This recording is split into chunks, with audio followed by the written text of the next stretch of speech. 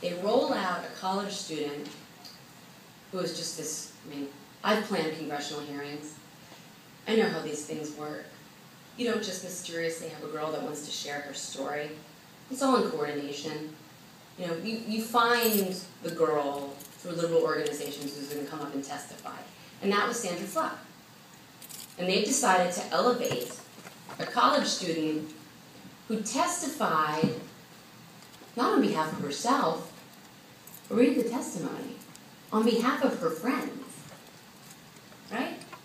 My friends need birth control. My friends, I've heard that my girlfriends need, okay. Really, from a messaging perspective, wouldn't it have been better to find a low-income employee at Georgetown University, maybe a janitor who has health issues that really need the pill, instead of a woman who's testifying on behalf of her future lawyer friends? If I asked you guys right now to help me pay, I don't know, my shoe bill, what would you guys think? The Quran preaches tolerance, but only if they're outnumbered. Think about that. Only if they're outnumbered. The Prophet Muhammad encouraged jihad so that two things could happen. One, and they will not stop until these two things happen. One, we are all Muslim.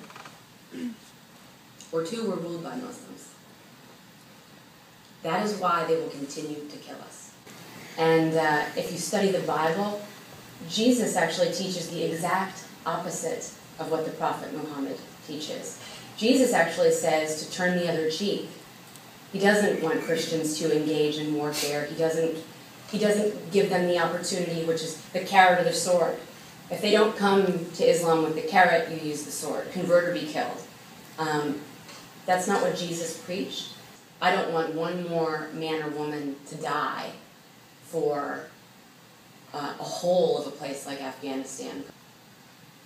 If you can't take responsibility for the actions of your body, and you don't want to go get a job, I waitressed in college, to pay for that birth control, well, that shouldn't be anybody else's responsibility. She didn't have to go to Georgetown. She could have gone to another school. But it's a larger point about feminism. Because for years I was told, and I'm sure you've heard, feminists say, don't even weigh in on my body. It's my body. I can do whatever I want with it. Strong, independent woman, Beyonce, shoes on my feet, not bothered. Okay. But when it comes to a doctor's appointment, right, and the bill coming due, stay out of my bedroom, stay out of my bedroom, but they're in the doctor's office, ooh, I need a man's help. I need President Obama. I need a man to help me. Really? How is that supposedly feminism?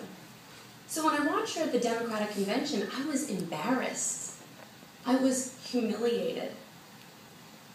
Because what she admitted was failure. Sure. You should be patently ashamed of yourself, first and foremost, for even remotely implying the sorts of things that you are about, like, Islam. I'm baffled first that you were brought here. I'm baffled that you came into our community and you spew this hate. It's like, I can't even, I'm out of here, by the way. You shouldn't have come. No, but the thing is, I have dialogue with people on the right all the time. Here's the thing, and I can keep that. Absolutely, and you're entitled to whatever educated opinion that you think you have. But I'm guessing you probably haven't studied the Quran, and I have. I'm actually from an Islamic family. First and foremost, I'm actually from an Islamic family, and I'm damn proud of the type of person that I am. And I think for you to try to first, I'm not religious. Second, even if I was religious, I can vouch. When people behave like that, and I'm used to it, it exposes the worst side of liberal tolerance.